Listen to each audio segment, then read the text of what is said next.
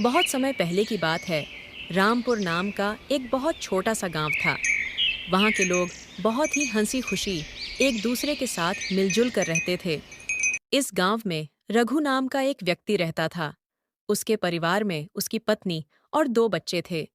रघु के पास दो गाय थीं, जिनका दूध बेचकर वह अपना जीवन निर्वाह करता था। इस गांव की सबसे बड़ी समस्या थी पानी की, क्योंकि पूरे गांव में केवल एक ही तालाब था। लोग इसी तालाब से पानी भरकर अपने दैनिक जीवनचर्या के काम किया करते थे।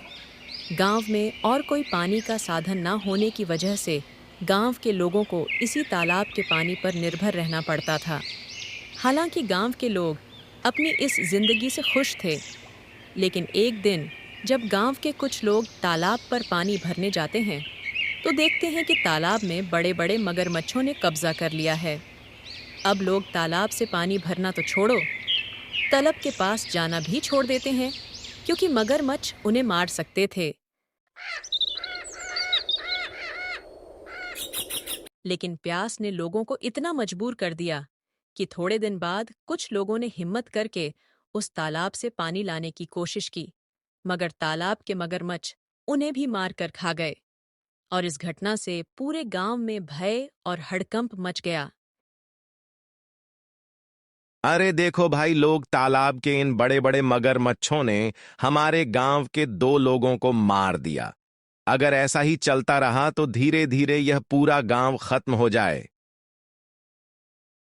हाँ भाई मगरू, अगर हम इन मगरमच्छ के निवाले नहीं भी बने तो भी बूंद बूंद पानी को तरस तरस कर मर जाएंगे। हाँ भाई, लोग ये तो बहुत बड़ी समस्या हो गई है। अगर हम तालाब के पास जाएंगे तो ये मगरमच्छ हमें मार डालेंगे, लेकिन बिना पानी के हमारा गुजारा कैसे होगा? हमें कुछ करना पड़ेगा। तुम सही कह रहे हो रघु। हमें तुरंत पंचायत बुलानी चाहिए और सरपंच जी को बताना चाहिए। हाँ चलो, सरपंच जी के पास चलते हैं, अब वही कुछ कर सकते हैं। गांव के लोग मिलकर पंचायत में सरपंच जी के पास जाते हैं और अपनी समस्या बताते सरपंच हैं। जी, आपको तो पता ही कि हमारे गांव पर कितनी बड़ी मुसीबत आ गई है। तालाब में मगरमच्छ आ गए हैं और गांव के दो लोगों को खा भी चुके हैं। अगर हम तालाब के पास गए तो हमारी जान को खतरा है। हाँ सरपंच जी, और बिना पानी के भी हमारा जीना मुश्किल हो गया है। अब आप ही इसका कोई समाधान बताइए। हाँ भाइयों, यह समस्या सच में गंभीर है और हमें इसका कोई समाधान निकालना होगा। एक व्यक्ति है जो हमें इस समस्या से निकलने के लिए कोई बेहतर सुझाव दे सकता है। वो कौन है सरपंच जी? वह है मुखिया रामलाल। हमें इस बारे में रामलाल से बात करनी चाहिए।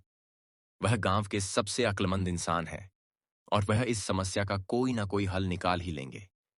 मोहन और बिरजू, तुम दोनों मुखिया के घर जाओ और उनसे कहो कि सरपंच जी ने उन्हें तुरंत याद किया है। दोनों सेवक मुखिया के घर जाते हैं और मुखिया को ले आते हैं। कहिए सरपंच जी, आपने मुझे कैसे याद किया? रामलाल, हमारे गांव के तालाब पर मगरमच्छों ने कब्जा कर लिया है और लोगों को पानी के लिए बहुत समस्या हो रही है। अब तुम ही इनकी समस्या का कोई समाधान निकालो। मुझे तो कुछ समझ ही नहीं आ रहा। आखिर उन मगरमच्छों से कैसे छुटकारा पाया जाए? मुखिया गहरी सोच में पड़ जाता है और फिर उसको एक उपाय सूझता है और वह सरपंच जी से कहता है। सरपंच जी, मगरमच्छों से लड़ना तो आसान है नहीं, इसलिए हमें एक दूसरा तालाब बनाना होगा। ये काम भी आसान नहीं होगा, लेकिन अगर हम सब मिलकर मेहनत करेंगे तो नया तालाब जल्दी ही बन जाएगा। मुखिया जी, आप बिल्कुल सही कह रहे हैं। हम सब मिलकर मेहनत करेंगे और नया तालाब बनाएंगे। हाँ, हमें मिलकर काम करना होगा।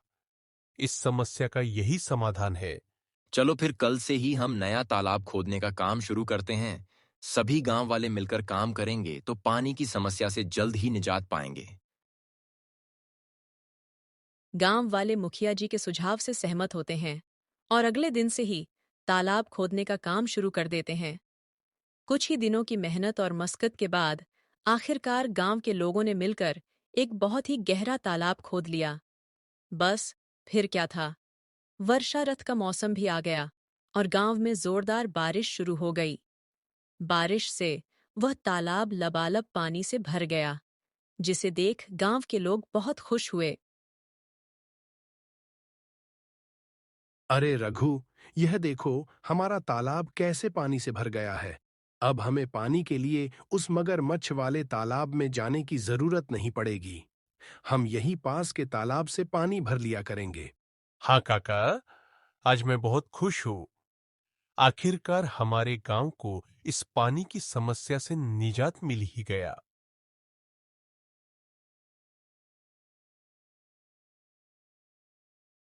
ऐसे ही कुछ दिन हंसी खुशी बीत जाते हैं। गांव के लोग तालाब के होने से बहुत खुश थे, लेकिन एक दिन गांव के लोगों की खुशी को जैसे किसी की नजर ही लग गई। सुनिए, जरा तालाब से मटकी भरकर ले आना। घर में पानी खत्म हो गया है और हाँ, थोड़ा जल्दी आना। वहां गांव वाले लोगों से बातें करने मत बैठ जाना। तब तक मैं आपके लिए गाय का दूध निकाल देती हूँ। ठीक है, रमा लाओ मटकी मुझे दो। मैं अभी पानी भर लाता हूँ। जब रघु मटकी लेकर तालाब के पास पहुंचा, तो उसने देखा वहां पर मुखिया रामलाल खड़ा है और वह गांव वालों से पैसे ले रहा है। रघु ने एक व्यक्ति को रोककर पूछा, भैया, क्या बात है? ये मुखिया जी किस चीज के पैसे ले रहे हैं? अरे भाई रघु, क्या बताऊं। अब यह मुखिया जी हमसे इस पानी के पैसे ले रहे हैं। इनका कहना है कि जिसे भी इस तालाब से पानी भरना है, उसको पैसे देने होंगे, और जो पैसे नहीं देगा, उसे तालाब से पानी नहीं भरने दिया जाएगा। भगवान जाने अब इस गांव में क्या कहर आने वाला है। रघु पानी भरने के लिए तालाब के पास खड़ा हो जाता है। जैसे ही वह तालाब से पानी भरने जाता है, मुखिया उसे रोकते हुए कहता है, रघु, तुम क्या कर रहे हो? तुम्हें पता नहीं है कि यहाँ से पानी भरने के लिए पैसे देने होंगे? लेकिन ये तो गांव का तालाब है। यहाँ पानी भरने के लिए पैसे क्यों देने पड़ेंगे? यह नियम अब बदल गया है। यहाँ से पानी भरने के लिए हर किसी को पैसे देने होंगे। ये तो सरासर अन्याय है। ये तालाब सबके लिए है। हमने मिलकर इसे खोदा है, तो आप पैसे कैसे मांग सकते हो? मुझे कानून मत सिखाओ, यह मेरा आदेश है। और जो इसे नहीं मानेगा, उसे तालाब से पानी नहीं मिलेगा। यह बिल्कुल गलत है। मैं इस बात को सरपंच जी के पास ले जाऊंगा। आपको इसका जवाब देना होगा। जाओ जाओ, सरपंच जी के पास जाओ।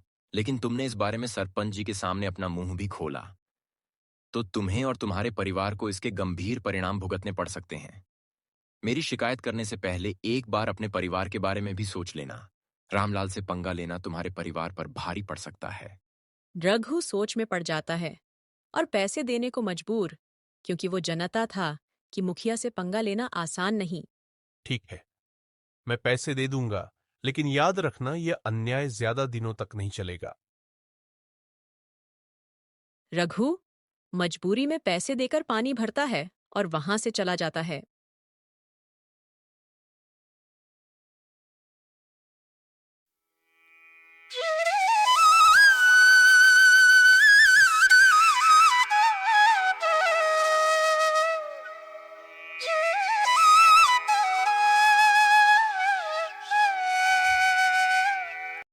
एक दिन गांव में एक नया व्यक्ति आता है और तालाब के पास पानी पीने की कोशिश करता है। यह तालाब तो काफी बड़ा है। यहां से पानी पी लेता हूं। प्यास बहुत लगी है और गर्मी भी बहुत है।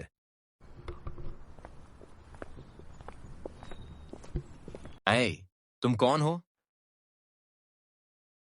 नमस्ते, मैं एक यात्री हूं और बहुत प्यासा हूं। बस थोड़ा पानी पीने के लिए रुका हूं। यहाँ पानी पीने के लिए रुक गए? तो सुनो, यहाँ पानी पीने के लिए पैसे देने होंगे। पैसे? लेकिन पानी पर तो सभी का हक है, और ये तो सरकारी तालाब है। फिर पानी के लिए पैसे क्यों देने पड़ेंगे? ये सरकारी तालाब नहीं, यह हमारा तालाब है। यहाँ पानी पीना है तो पैसे देने होंगे, नहीं तो चलते बनो और मुझे कानून मत सिखाओ। यह मेरा इलाका है और यहाँ मेरे नियम चलते हैं। अगर तुम्हें पानी पीना है तो पैसे दो, वरना चलते बनो। वह व्यक्ति बिना पानी पिए वहां से चला जाता है।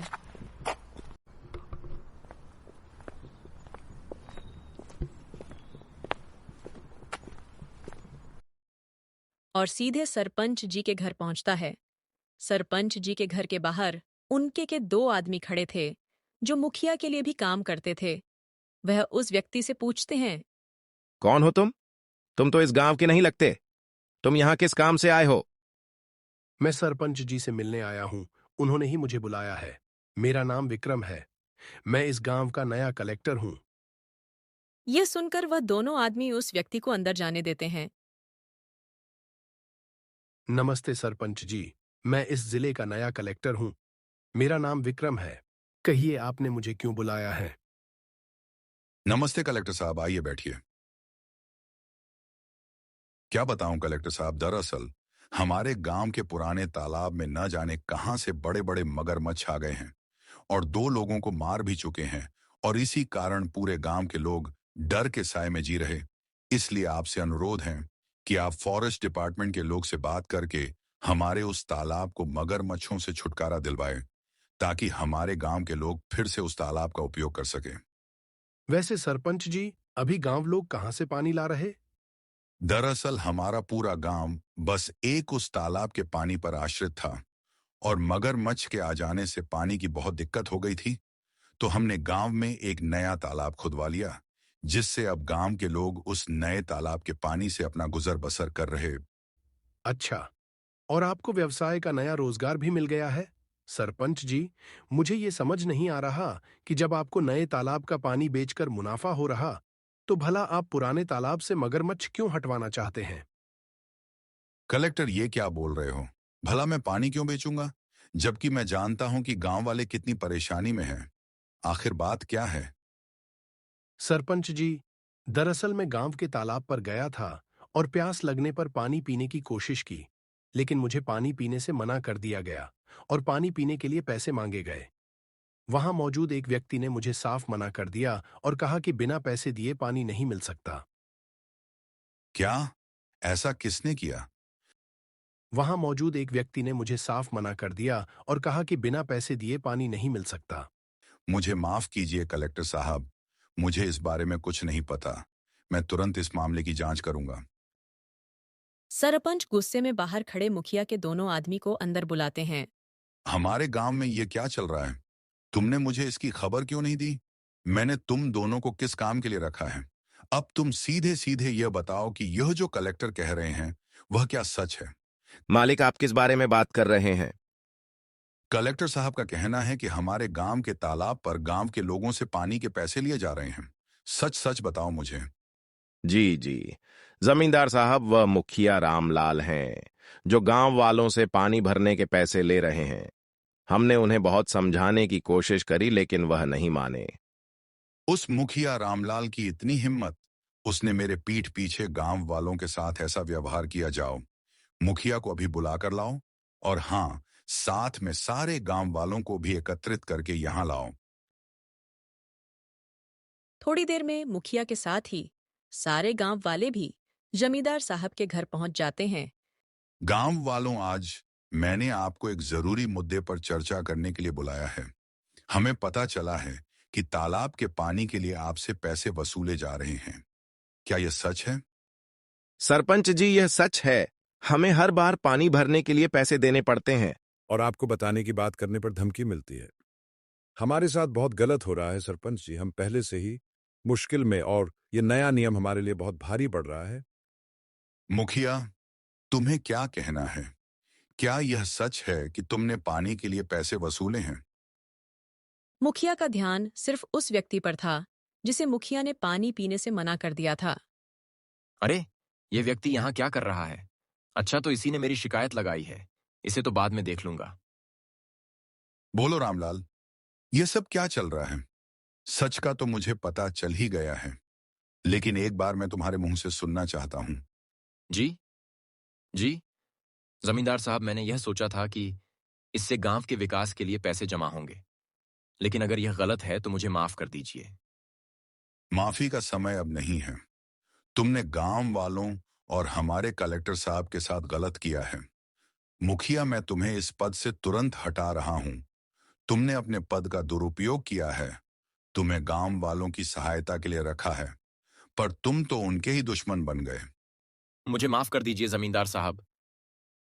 माफी मांगने से कुछ नहीं होगा। अब से तुम इस पद पर नहीं रहोगे और गांव के किसी भी फैसले में तुम्हारा कोई अधिकार नहीं होगा। अब तुम यहां से जा सकते हो।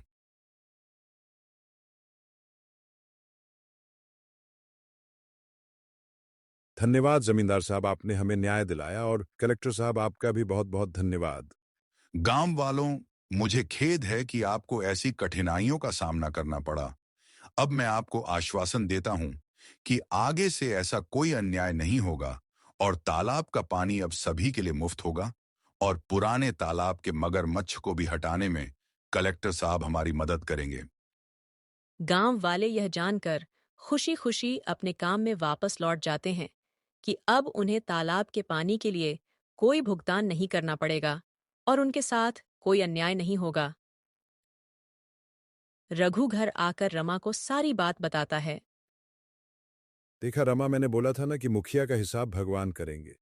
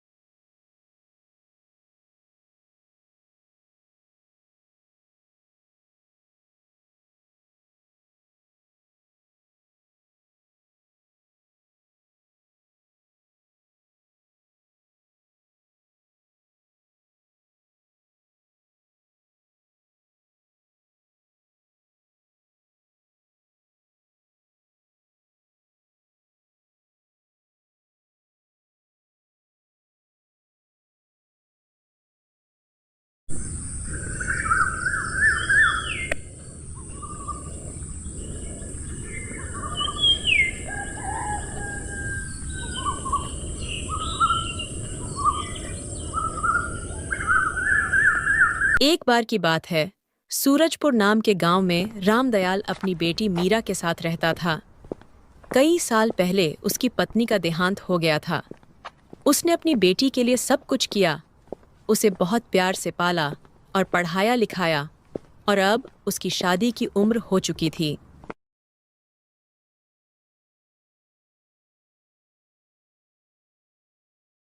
सीता बेटा, मेरा गला सूख रहा है, जरा मुझे एक गिलास पानी तो दे। जी पिताजी, अभी लेकर आती हूँ। पिताजी, आपकी तबीयत बहुत खराब रहती है। मैंने आपको कितनी बार कहा है कि आप दवाइयाँ क्यों नहीं लेते? बेटा, मेरी तबीयत दवाइयों से नहीं बल्कि तेरी शादी करके ठीक होगी। पिताजी, मुझे शादी नहीं करनी। मैं चली जाऊंगी तो आपका ख्याल कौन रखेगा?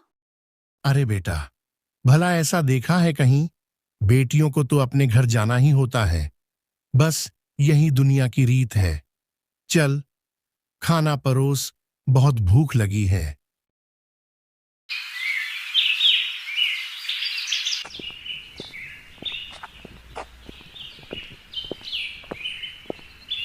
अगले दिन रामदयाल अपने खेतों की ओर निकल जाता है कि तभी उसे रास्ते में सुखिया मिल जाता है। क्या हाल है रामदयाल? आजकल कहाँ रहते हो? मैं ठीक हूं भाई, बस घर में रहता हूं। आजकल तबीयत बहुत खराब हो रही है। तुम कैसे हो? मैं भी ठीक हूं भाई, बस इधर उधर घूमकर थक सा गया हूं। अच्छा, कहाँ जा रहे हो? कुछ नहीं रामदयाल, तुम्हें तो पता ही है, मैं लोगों की शादियां करवाता हूं, जिसके कारण मुझे गांव में कम और शहर में ज्यादा रहना पड़ता है। सुखिया जब शादी की बात करता है, तब रामदयाल का मुंह उतर जाता है। अरे भाई रामदयाल, तेरा मुंह इतना उतरा हुआ क्यों है? सुखिया, मेरी बेटी की शादी की उम्र हो गई है, लेकिन अभी तक उसके लिए कोई अच्छा लड़का नहीं मिला। तुम चिंता मत करो रामदयाल, मैं तुम्हारी बेटी के लिए किसी अच्छे घर का रिश्ता जरूर लेकर आऊंगा। ठीक है भाई, कोई लड़का नजर में हो तो जरूर बताना। इतना कहकर रामदयाल और सुखिया अपने काम की ओर निकल जाते हैं।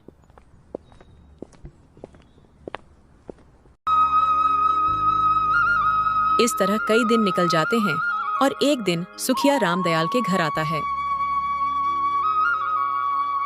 मीना बेटी, रामदयाल कहाँ है?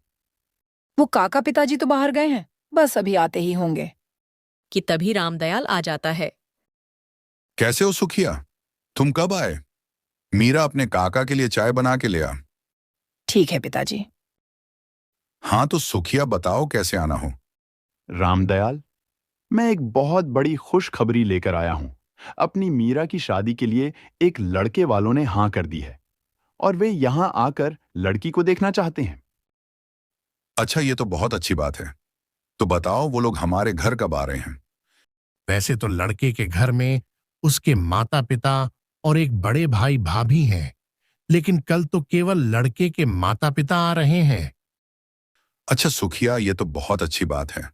ये बात कर तुमने तो मेरा दिल ही जीत लिया। अच्छा रामदयाल, अब मैं निकलता हूं, मुझे बहुत काम है।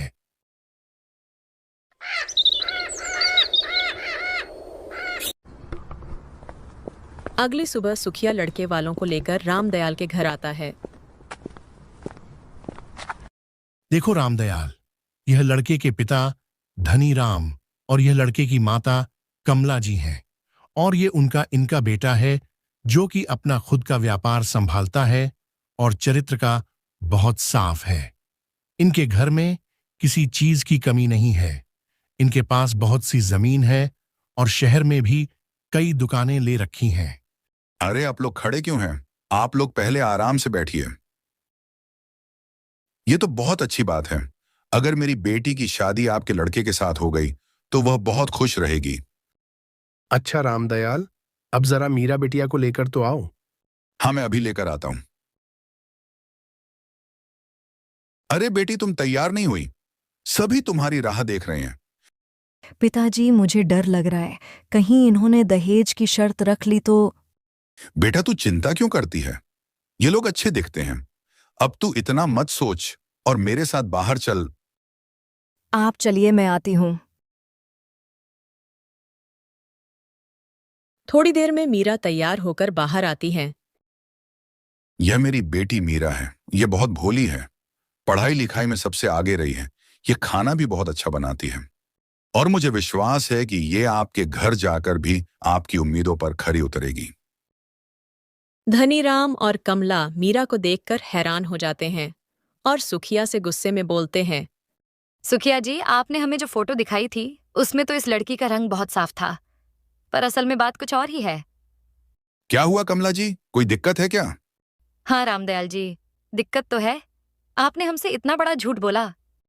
कमला जी, आप गुस्सा क्यों कर रही हो? बस एक रंग की तो बात है। देखिए सुखिया जी, मोहल्ले में हमारी भी कुछ इज्जत है। अगर ये लड़की हमारे घर की बहू बनेगी तो लोग हम पर हंसेंगे। अरे कमला, तुम चुप करो। क्या कोई ऐसा बोलता है?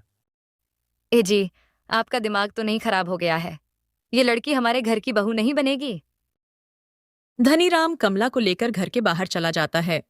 कमला, तुम्हारा दिमाग तो नहीं खराब हो गया है? हमारे पास इतना अच्छा मौका है और तुम इसे ऐसे ही जाने दे रही हो। ए जी, ये आप क्या कह रहे हो?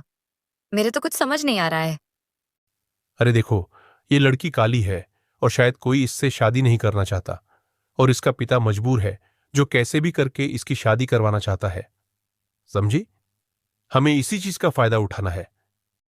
अच्छा ठाकुर साहब, ये आप क्या बोल रहे हो? इससे हमारा फायदा कैसे है? देखो कमला, मैं तुम्हें समझता हूं। अगर हम इस लड़की की शादी अपने बेटे विक्रम से करवाएं तो हम इससे अच्छा खासा दहेज ले सकते हैं। कुछ समय बाद इसे छोड़कर हम विक्रम की शादी किसी अच्छी लड़की से करवा देंगे और साथ ही साथ हमें एक मुफ्त की नौकरानी भी मिल जाएगी। अरे वाह जी, आपका दिमाग तो कंप्यूटर से भी तेज चलता है। कुछ देर बाद धनीराम और कमला घर में वापस आकर बैठ जाते हैं। रामदयाल जी, कमला ने आपको जो कुछ भी कहा, मैं इसके लिए बहुत शर्मिंदा हूं। सुखिया जी, हमें यह शादी मंजूर है। सुखिया और रामदयाल बहुत खुश हो जाते हैं। मुझे तो कुछ समझ नहीं आ रहा है कमला जी, मैं आपको धन्यवाद कैसे दूं? धन्यवाद की कोई जरूरत नहीं है रामदयाल जी, बस हमारी कुछ शर्तें हैं। कैसी शर्त? देखिए रामदयाल जी, हमें एक गाड़ी और 3 लाख नगद चाहिए और शादी बहुत अच्छी होनी चाहिए। देखिए, मैं बहुत गरीब आदमी हूं, मैं आपको इतना सब कैसे दूंगा? रामदयाल जी, मुझे ये सब नहीं पता। ये कोई दहेज नहीं है, ये तो सिर्फ आपकी बेटी और दामाद के भविष्य के लिए है। माफ कीजिए धनीराम जी, लेकिन मेरी इतनी हैसियत नहीं कि मैं आपको इतना सब दे सकूं। मेरी बेटी बहुत अच्छी है, वो आप सबको बहुत खुश रखेगी, ये मेरा वादा है। ये सब हम नहीं जानते। अगर आपको मंजूर हो तो हमें बता देना। अब हम निकलते हैं। सुखिया, मैं इनको ये सब कैसे दूंगा? मेरे पास तो पैसे भी नहीं हैं। रामदयाल, मैं जानता हूं, पर बेटी की शादी करनी है तो यह सब करना ही पड़ेगा, वरना इतने अच्छे घर का रिश्ता भी हाथ से निकल जाएगा।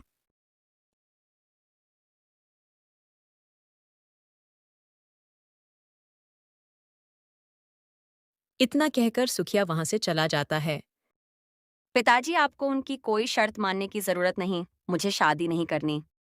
पर बेटी, लड़का और परिवार अच्छा है, मुझे कहीं से भी पैसों का इंतजाम करना होगा। अगर यह रिश्ता हाथ से निकल गया तो तुमसे कौन शादी करेगा? इन्होंने कम से कम हाँ तो करी है। लेकिन पिताजी। तुम इसकी चिंता मत करो, तुम्हारा पिता कुछ भी करेगा पर तुम्हारी शादी करवा के रहेगा। बेटा, आखिर ये सब कुछ तो तेरा ही है, और तू खुश रहे, इससे ज्यादा मुझे कुछ नहीं चाहिए।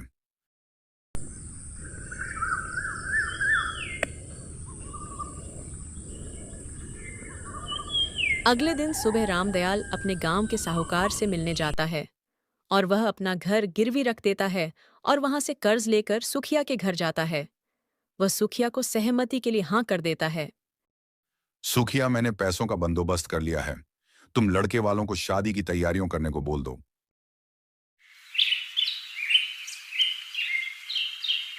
कुछ दिन बाद वह अपनी बेटी की शादी विक्रम से करवा देता है।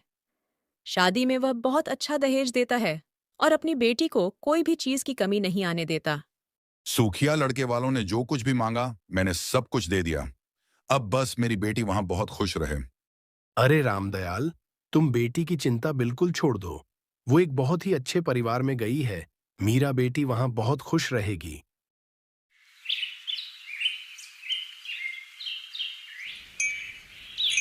इधर मीरा भी ससुराल का बड़ा बंगला देख खुश हो जाती है, लेकिन शादी के दूसरे दिन ही ओ महारानी, सूरज सर पर चढ़ चुका है और तू अभी तक अपने कमरे में ही आराम कर रही है। नहीं माँ जी, मैं अभी बाहर ही आ रही थी। कान खोलकर सुन ले, यहाँ सब लोगों को जल्दी खाना खाने की आदत है, इसलिए सुबह जल्दी उठकर सबके लिए नाश्ता बना दिया कर। उसके बाद घर की साफ सफाई, बर्तन, ये सब भी तुझे ही करना है। ये सब सुनकर मीरा के होश उड़ जाते हैं। लेकिन माँ जी, इतने बड़े घर की साफ सफाई में तू नहीं तो कौन करेगा? तेरे बाप ने तेरे साथ 2-4 नौकर तो नहीं भेजे? देख, बड़ी बहू को हमने कैसे रानियों की तरह रखा है, क्योंकि ये अपने साथ दहेज में बहुत पैसा और सामान लाई थी। तू तो भिखारियों की तरह आई है, तो ये सब तो करना ही होगा। और सुन, तुझको हम अपने घर की बहू बनकर ले आए, उसके लिए तू हमारा आभार मान, वरना तुझ जैसी काली लड़की से तो कोई शादी भी नहीं करता। वो तो हमें दया आ गई तेरे बाप पर, जो तेरी शादी मेरे बेटे से करवाई। अब खड़ी खड़ी मेरा मुंह क्या देख रही, रसोई में जा और हमारे लिए खाना लगा। मीरा चुपचाप सास की कड़वी बातें सुन लेती है और कोई जवाब नहीं देती। दिन पर दिन मीरा के साथ गलत बर्ताव होने लगता है। उसकी सास उसे दिन भर काम में लगाए रखती और खुद दोनों सास बहू सारा दिन आराम करती। मीरा अंदर ही अंदर घुटने लगी और वो अपने पति से भी कुछ नहीं कहती, क्योंकि विक्रम भी कोई अच्छा इंसान नहीं था। वो दिन भर गांव के गलियों में घूमता और रात को शराब पीकर घर आता और मीरा को 4 बातें सुनाता। तू कल सुबह ही अपने बाप से और पैसा मांगना, वरना मुझसे बुरा कोई नहीं होगा।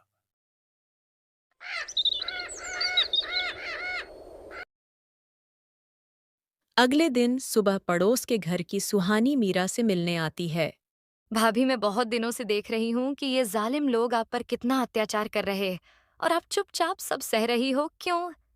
सुहानी, ये लोग मुझे बहुत भला बुरा बोलते हैं और सारा दिन घर का काम करवाते हैं। भाभी, मैं सब कुछ जानती हूँ, तभी तो आपसे मिलने आई हूँ। भाभी, आपको अपने पिताजी के घर चले जाना चाहिए, नहीं तो ये लोग आपको छोड़ेंगे नहीं। सुहानी, मेरे पिता ने मेरी खुशी के लिए अपना सब कुछ गिरवी रखकर मेरी शादी की, और जब उन्हें ये सब पता चलेगा कि मैं यहाँ खुश नहीं हूँ, तो वो जीते जी मर जाएंगे। इसीलिए मैं उन्हें कुछ नहीं बता सकती। तो भाभी आप कब तक इनकी जुल्म सहोगे? कुछ करना तो होगा आपको। हाँ सुहानी, तुम ठीक बोल रही हो। मेरे पिता ने मुझे इतना पढ़ाया है और इतना सब कुछ देकर मेरी शादी इनके घर इसलिए नहीं की कि मैं यहाँ सारा दिन इनके तने सुनूं। मुझे कुछ करना होगा। भाभी, आप चाहो तो इन लोगों की शिकायत थाने में करवा सकते हो। बस आप एक बार दहेज उत्पीड़न की शिकायत करवा दो। फिर देखना, इनके अक्ल ठिकाने आ जाएंगे। ठीक है, मैं चलती हूँ, वरना वो लोग मुझे आपके साथ देख और गुस्सा होंगे। भाभी, आपको मेरी कोई भी मदद चाहिए होगी तो जरूर बताना। सुहानी की बातों पर मीरा बहुत देर तक सोचती रही। उसे अपने पिता के त्याग याद आते, कैसे उन्होंने अपना सब कुछ गिरवी रखकर उसकी शादी की थी। उस रात मीरा ने तय कर लिया कि वह अब अन्याय सहकर चुप नहीं रहेगी, लेकिन वह कोई झगड़ा भी नहीं करेगी, बल्कि सही और कानूनी रास्ता अपनाएगी।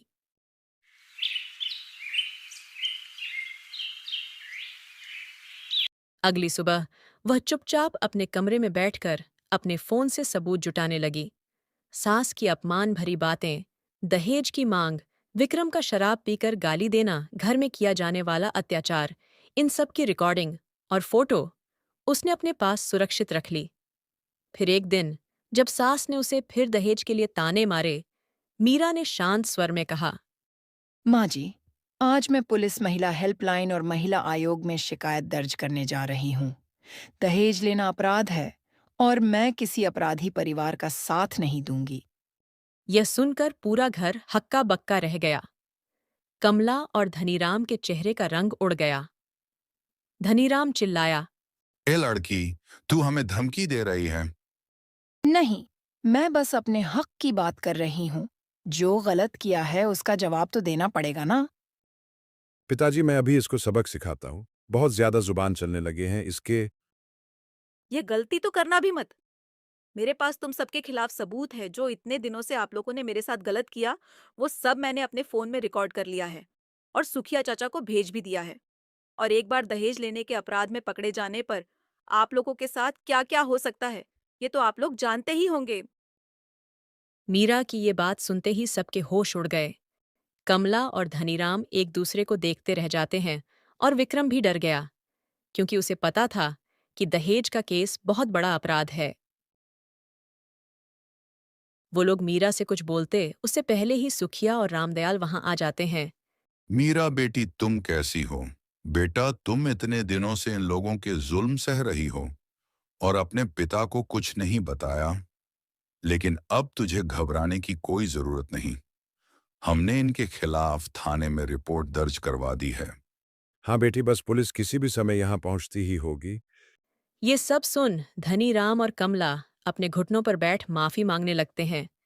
अब उन लोगों को समझ आ चुका था कि उनकी चालें उलटी पड़ चुकी हैं। रामदयाल जी, कृपया कर आप पुलिस को न बुलाएं। हम लोग बैठ के बात करते हैं, सब ठीक हो जाएगा। मीरा बेटी को कोई गलतफहमी हुई है। हाँ समधी जी, मीरा को तो हम अपनी बेटी की तरह रखते हैं। कमला जी, अब आप लोग ये सब न बोले तो अच्छा होगा। मैंने सारी रिकॉर्डिंग देख ली है कि कैसे आप लोग मेरी बेटी को अपने घर की नौकरानी बनाकर रखते हैं। आप लोग समझ भी नहीं सकते कि एक बाप अपनी बेटी की खुशियों के लिए अपना सब कुछ बेच देता है, और आप जैसे लालची लोग उनकी बेटियों के साथ ये सब करते हैं। आप लोगों को इतनी हिम्मत कैसे मिलती है? शायद इसीलिए भगवान ने आपको बेटी नहीं दी। रामदयाल जी, हमें माफ कर दीजिए। हम अपनी लालच में इतने अंधे हो गए थे कि सच में यह नहीं समझ पाए कि कोई पिता अपनी बेटी को कितने अरमानों से ससुराल भेजता है। आप हमें एक मौका और दीजिए, हम आपकी बेटी को अपनी बेटी बनाकर रखेंगे। धनीराम जी, अब बहुत देर हो चुकी है। मेरी बेटी के सभी आंसू की कीमत तो आप लोगों को चुकानी ही होगी। चलो बेटा, अपने घर चले। बहू, हमें माफ कर दो, हमसे गलती हो गई। मीरा ने शांत होकर जवाब दिया, गलती तब होती है जब इंसान अनजान हो। आपने तो सब जानकर किया। विक्रम भी मीरा से माफी मांगने लगता है। मीरा, मुझे माफ कर दो। मैंने तुम्हारे साथ बहुत गलत किया है, लेकिन मुझे बदलने का एक मौका दो। अगर तुम सच में एक अच्छा जीवन चाहते हो, तो शराब छोड़ो, मेहनत करो और मुझे इज्जत दो, वरना मैं अपने भविष्य को बर्बाद नहीं करूंगी। और जिस दिन तुम बदल जाओगे, उस दिन मुझे लेने मेरे पिता के घर आ जाना। विक्रम पहली बार मीरा की आंखों में सच्ची शक्ति देख पाया। वह चुप हो गया और सिर झुका लिया। और हाँ, इस बार मैं आप लोगों को माफ कर रही हूँ, लेकिन आप लोग कभी किसी लड़की को कमजोर मत समझना। अगर कोई लड़की चुपचाप ससुराल वालों के गलत व्यवहार को सहती है, तो इसका मतलब यह नहीं कि वो कमजोर है। बस अपने मान बाप के लिए वो चुप रहती है। चलिए पिताजी। इस तरह मीरा ने अपने ससुराल वालों सबक सिखाया। कुछ समय बाद विक्रम अपनी सारी गलत आदतों को छोड़ देता है और मीरा को उसके घर से लेकर अपने घर आ जाता है। अब मीरा उसी घर में, उसी परिवार में डरी हुई बहू नहीं, बल्कि सम्मान से जीने वाली, शिक्षित और आत्मनिर्भर मीरा बनकर रहने लगी।